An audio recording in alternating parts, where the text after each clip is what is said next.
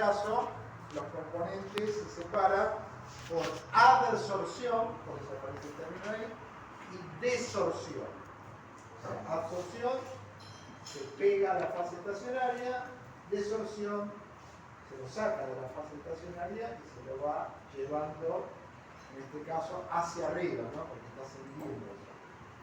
En el caso de la columna sería por descenso, ¿no? Sí. ¿Okay? ¿Y cómo desciende la columna? Si utiliza una columna, porque el solvente lo pone por arriba. ¿Y cómo desciende el solvente? Por una bomba. No.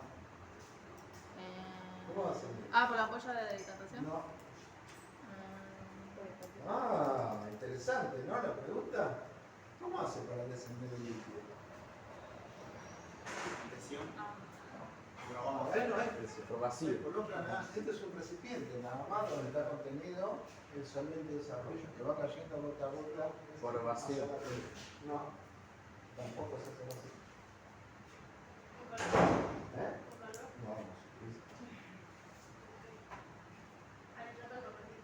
No, no, bien. No puede.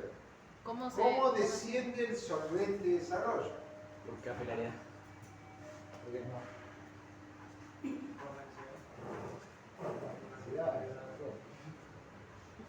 Vamos. Ayuda. Física. Gravedad. Exactamente. ¿Qué cae en la cosa? Es re literal esa pregunta, profe. Sí, pero nadie lo dijo. ¿Ok? Por gravedad.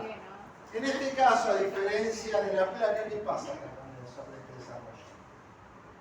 Eluye continuamente. Eluye. ¿Sí? Eluye y va separando cada uno de los componentes. Eluye conjuntamente con la muestra separada. ¿Qué es el ¿Eh?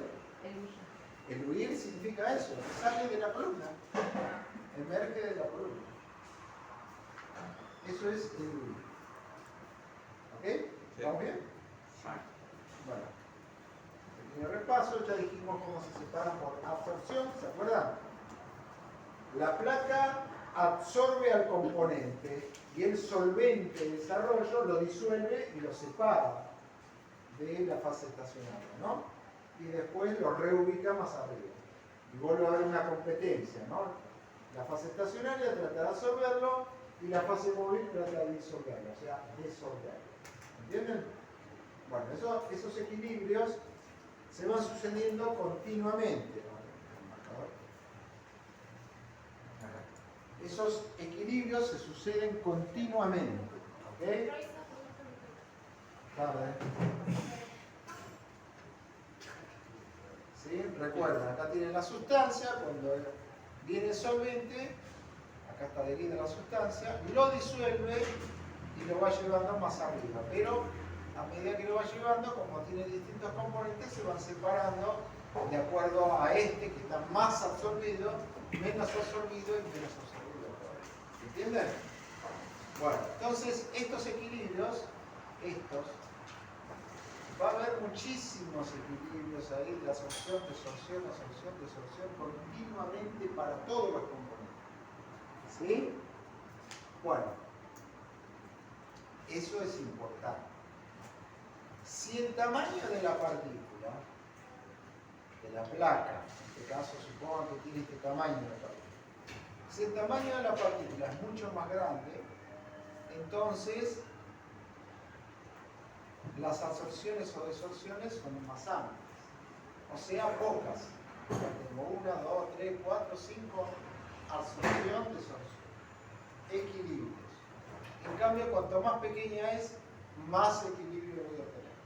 Por lo tanto, esto es mucho menor, porque la separación es mucho menor, o sea, la resolución.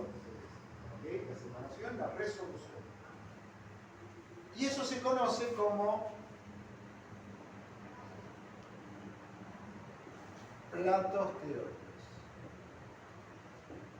Cuanto más platos teóricos tenga una columna o una placa, mejor es la separación, mejor es la resolución.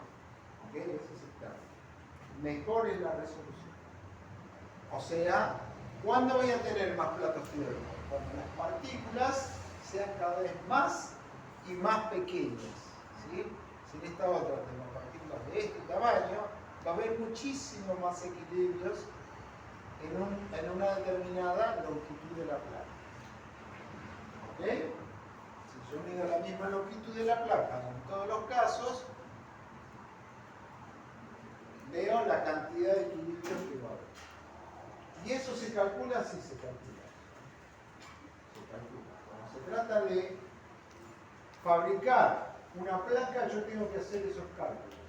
Porque cuando lo tenga que vender, necesito que la persona que lo compre sepa para qué le va a servir. Si va a ser óptimo o no para la separación que ustedes necesitan. ¿Ok? Entonces, obviamente el costo va a depender también de esa característica. ¿Sí? Cuanto más pequeña la partícula, carece más el producto. ¿Parece ¿Ok? más? El producto, claro, lo que vas a vender. Mucho más caro. ¿Sí? Aparte de que sea del tamaño, ¿cómo tiene que ser también? Visible. Homogéneo, chicos. Todas las partículas tienen que tener exactamente el mismo tamaño. Si no, tampoco funciona. ¿Ok? Bueno, eso, si ustedes recuerdan un poquito eso, ya está, cromatografía ya lo saben todo. Ahora vamos a ver. Bueno, partición ya no se refiere a una fase estacionaria sólida, en este caso, ¿no? ¿Cómo era la fase estacionaria acá? ¿Se acuerdan? No, no se acuerdan. Eran dos fases líquidas. Exacto, porque yo les puse acá, ¿qué les dije? Apoyo. Ampolla. Exacto. Ustedes lo vieron en una ampolla de decantación. ¿Sí? Veían dos fases y separaban dos fases. ¿Ok? Acá pasa lo mismo. ¿Sí? En el papel está la fase acuosa, ¿sí? Y el solvente de desarrollo en la fase móvil también líquido. ¿Ok? Bueno, acá se pueden separar sustancias muy polares, a diferencia del otro caso que no se pueden separar. Seguimos. Acá vemos cómo se trabaja con cromatografía en papel. Vimos cómo se siembra. Vimos que es necesario secar las zonas de siembra. ¿Sí? ¿Por qué? Porque no es muy volátil el solvente que disuelve a la muestra. ¿Está bien? Ustedes utilizaban acetato de etilo, por ejemplo.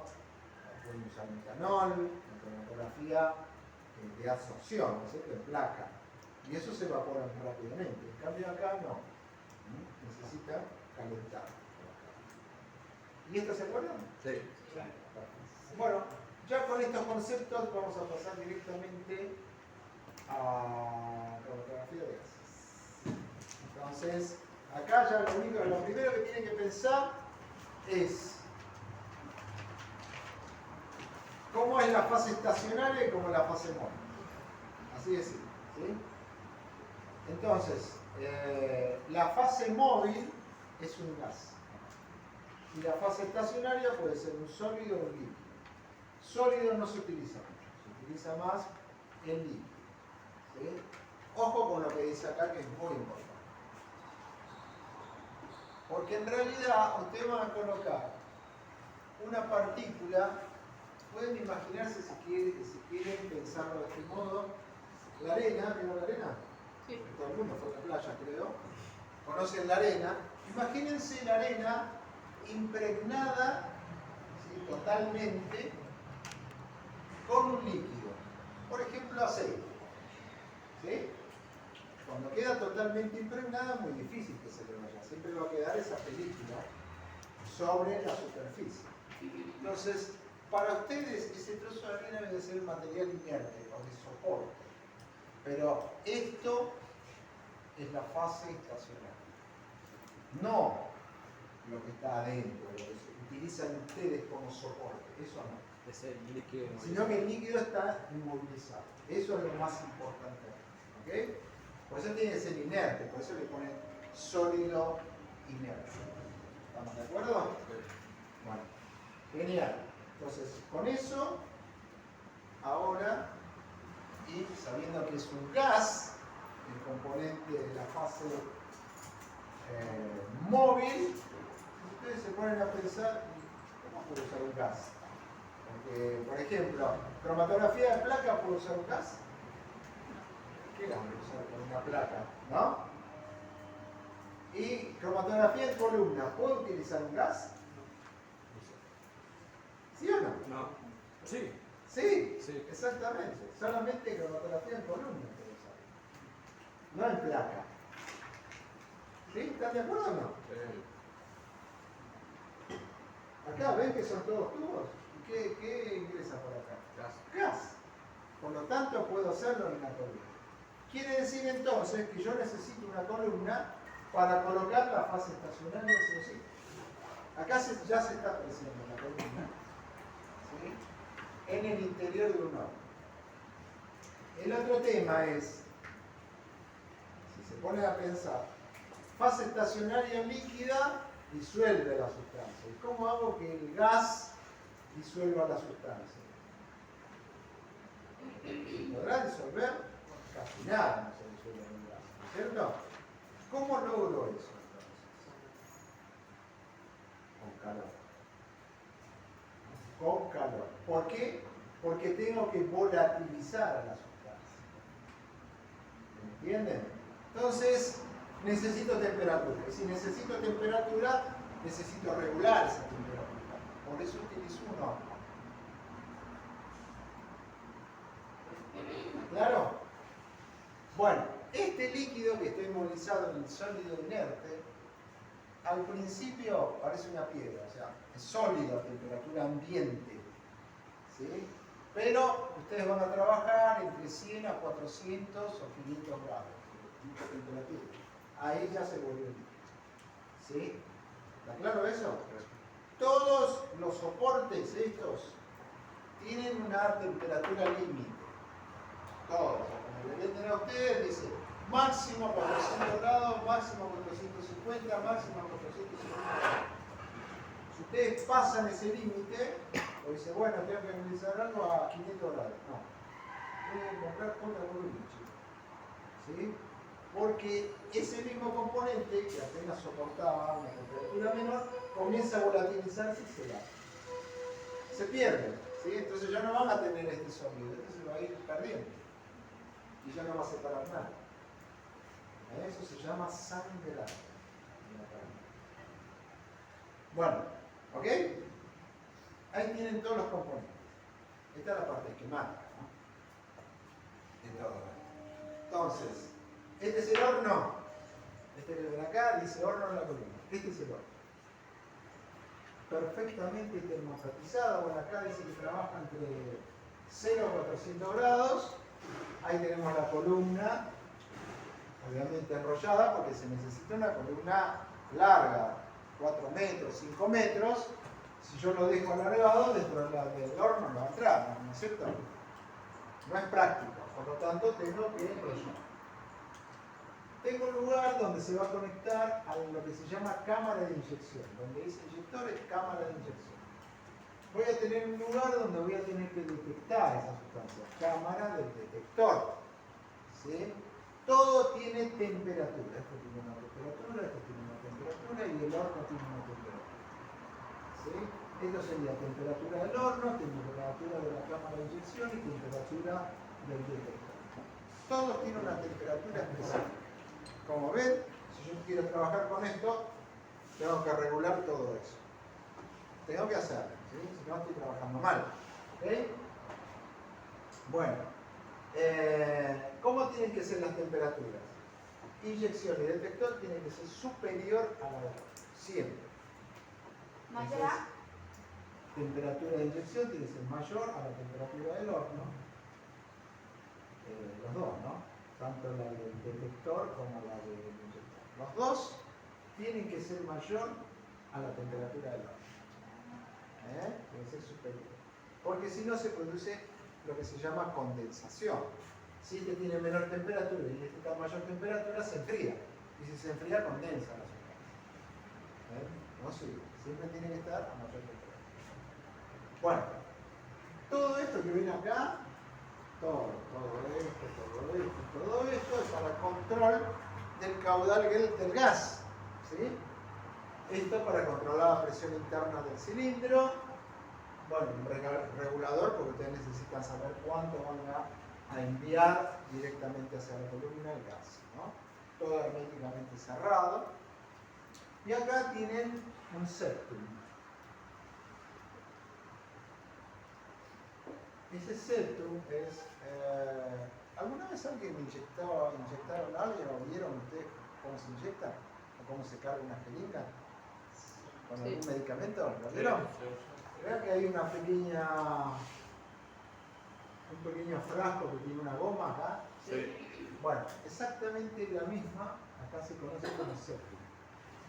Ahí es donde se inyecta primero la jeringa. ¿Sí? Se inyecta, acá tiene septum, acá inyectan para ingresar la goma. Cuando ustedes sacan, se sella a través de la misma goma. ¿Sí? Es una goma de silicona, ¿no? Tampoco es una goma común. Es de silicona.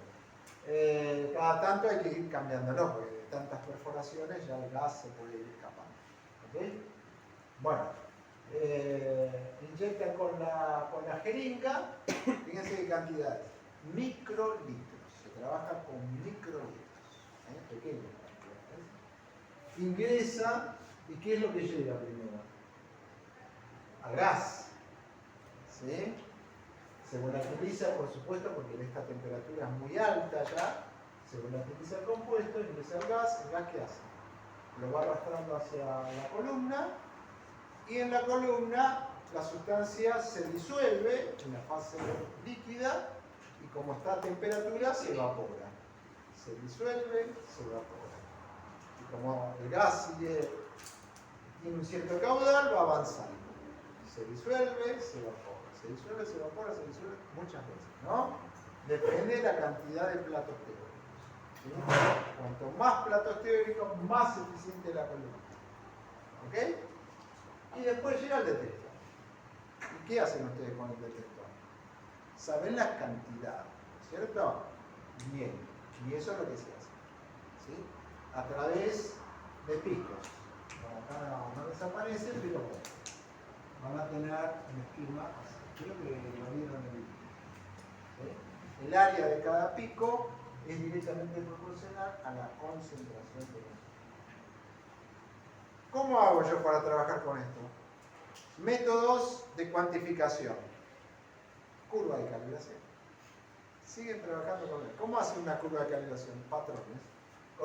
Inyecto un patrón, mido el área. Inyecto el otro patrón, mido el área. Y después hago el gráfico que puede tener así. ¿Ok? ¿Sí? ¿Quedó claro eso? O sea, que ese método se sigue utilizando acá también. Bueno. Esto es algo que yo no les voy a pedir porque son expertos en esto y que me detallen cada una de las cosas. Pero sí tienen que saber que existe una columna, que existe una cámara de inyección, que existe un detector, ¿sí? ¿Okay? Los diferentes tipos de gases que se utilizan. Hidrógeno, los que más se utilizan para separación son estos, el helio y el nitrógeno. El hidrógeno no se utiliza tanto, más que nada se utiliza para el detector. Lo que pasa es que es muy peligroso, como gas. Pequeño escape puede originar una explosión. Pero estos dos que son inertes, el helio y el neón, por supuesto, el nitrógeno es mucho más barato que, ¿cómo está? Que el helio, por supuesto, ¿no? Pero es mucho mejor el helio que el nitrógeno. Depende de las características de la muestra también. ¿Ok? ¿Vamos bien hasta acá? ¿Se entiende algo?